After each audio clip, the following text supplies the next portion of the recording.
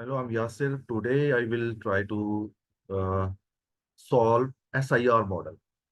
SIR, S means susceptibles, I means infected, and R is recovered people. So if I write the thing in Google, so what I would get? If I write a SIR model in Google, so I will get this thing. So on Wikipedia,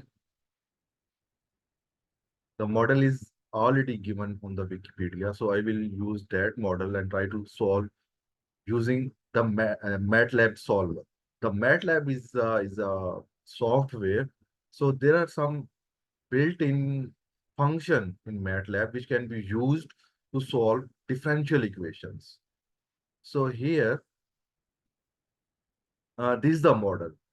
So it's a system of differential equations, the first order different differential equations, and the non-linear. You can see I and S are multiplying, so that's why this system is a non-linear.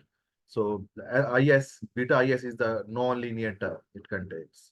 So I will try to solve this method, this model using the MATLAB solver, you can say, or built-in function or built-in something, which is already because the code is already there. I will just use that code which is already there in the MATLAB and I will try to solve this model. So how to use that code, that's another thing.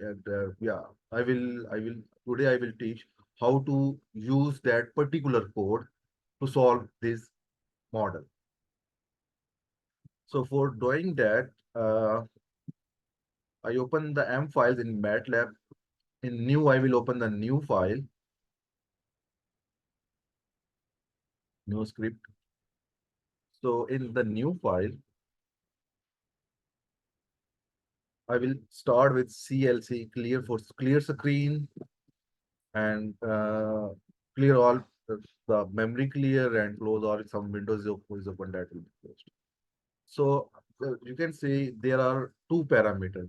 No, the two. One is beta, other is gamma. So I have to specify the values of this parameter, beta and gamma. Suppose that for beta I use beta, and suppose that I use the value 0.1. Similarly, I will use gamma, and gamma I will use 0.1. And then I have to give the information of the model.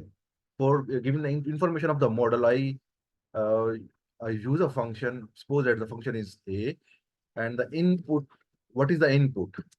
Input is x, uh, t, and u. This is the input. So in this model, the s variable in the code would be represented as u1. The S would be represented as U1 and I would be represented as U2. And the the R is not using on the there is no R on the right side. So yeah, so there will be only two variable which will be used in the code, but still it's a model contain three equations. So I have to give the input of three equations. So S is represented by U1 and I represented by U2. So I will give that kind of information in the code. So I start constructing the code. So in the information, so beta is represented as BATA, and then multiply by I. I will be represented as U2, and then S is represented as U1, and then that's done for the first equation. Now for second equation, I use the uh, I first use the colon semicolon, and now I will give the information for the second equation, the right hand side. The right hand side, this right hand side in the SIR model, where the right hand side is beta is minus gamma I. So I will use beta u I represented as u2 and S is represented as u1, then minus gamma, gamma, and then I. So these beta and gamma, their spelling can be different. It can be AB, it can be BG, it can be a beta gamma. So it's not necessarily that you have to use these. It's not compulsory thing that you have to use these two, theta and gamma. So it's gamma, gamma into I means U2. And then the third equation I will give, third equation is gamma I. So gamma into I is U2. And now so this function, yeah. So I give the information, I have given the input.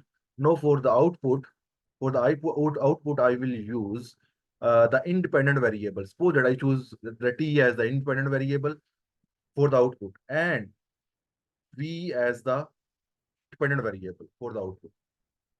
I use a solver ode45. I can use ode23. I can ode23. I can use ode15s. So I'm using ode45. So this ode55, this thing is fixed. Either it can be ode45, ode23, or ode15s. So, but it can't be changed to other than these. So small bracket, and then I will call a farm. Then I will use a function of the input, which is f, and then I will use a uh, I will use the interval for the independent variable. The interval for the independent variable can be written directly as, it can be written as from 0 to 10. It can be written in this way.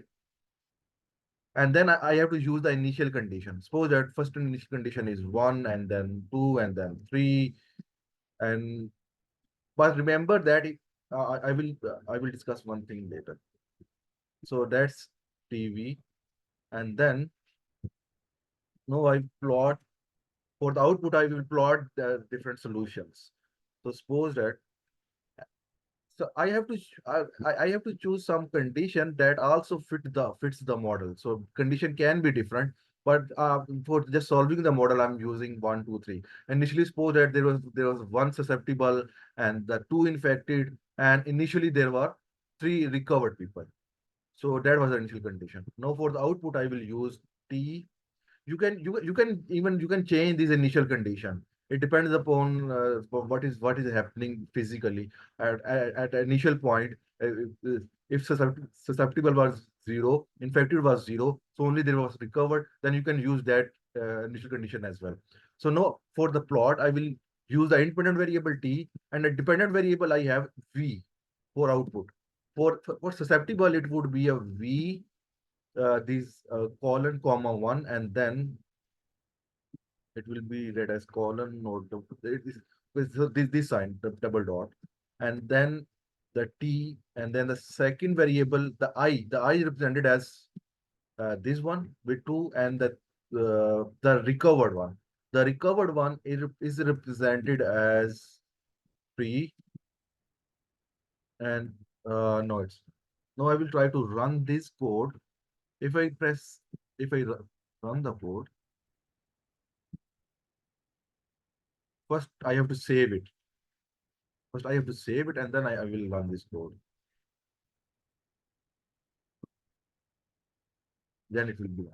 So it's,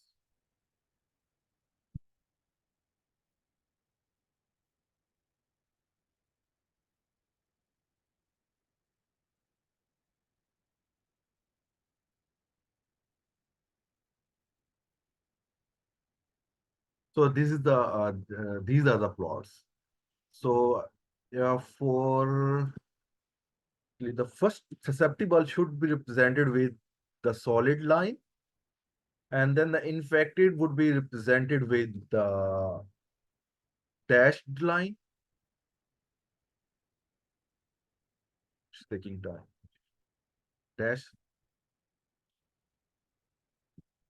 the dashed line, and recovered are represented by dotted line.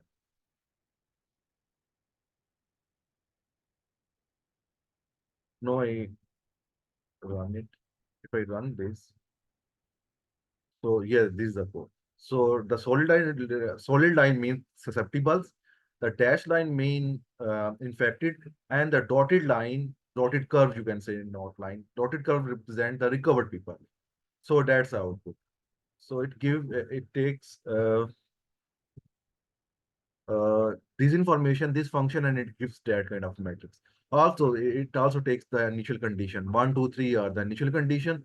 And instead of 0, 10, I can give this interval by myself, can be in space, and start from 0, ends at 10, and divided with 40 points. So if I run this, so what I will get. So I will get this thing. But remember that this code is working for these kind of initial condition which don't contain any zero. If one of initial conditions suppose that is zero, if one of them is zero, so it will give the graph with this form. So it's not working properly.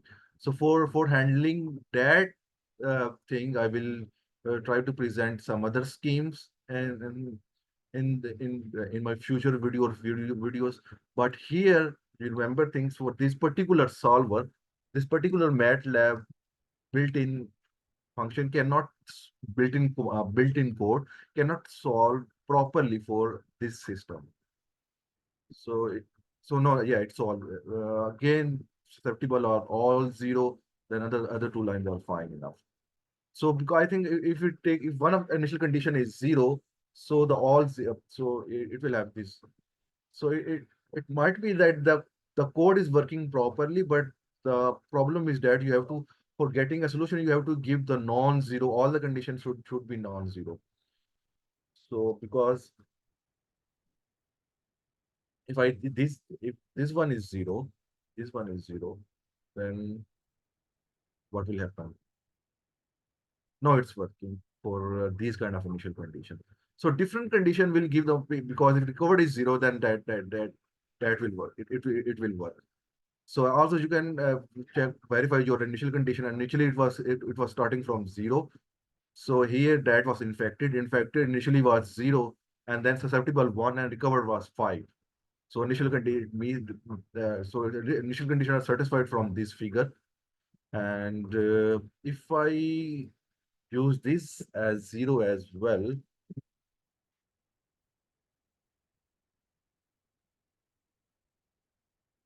so it's not working properly. It's working, but the problem is that everything is everything becomes 0, I think. No, not everything. So it gives some information at the top. Susceptible all are 5. All susceptible are 5. And here something here on the bottom as well. And the remaining two are on 0. So it does not give. It is giving a solution, but 0 and 5, not any other curve. So I will try to bring some more. Not I will bring. I will use some schemes in for the SIR model in my later video, and I will see what is the difference between this solver. This solver is a high order accurate solver. Sometimes it has some kind of convergence issue that the results cannot be converged result are not obtained, but this this solver is a high order accurate solver. And also the one more thing is that the main thing I will, so it it's also does not give the guarantee to get a positive solution, because for these kind of model, positive solution must be solution should be positive, but this solver will not give the guarantee to get a positive solution. So that's one of the disadvantage of that. But still, solver can be used for those particular value at which the solution will remain positive. So it can be used for those for which the solution will remain positive. So today I end this video at this time for and in my later video I will try to use some other numerical schemes and to apply for the epidemic model and other models as well. So I end this video now. Bye.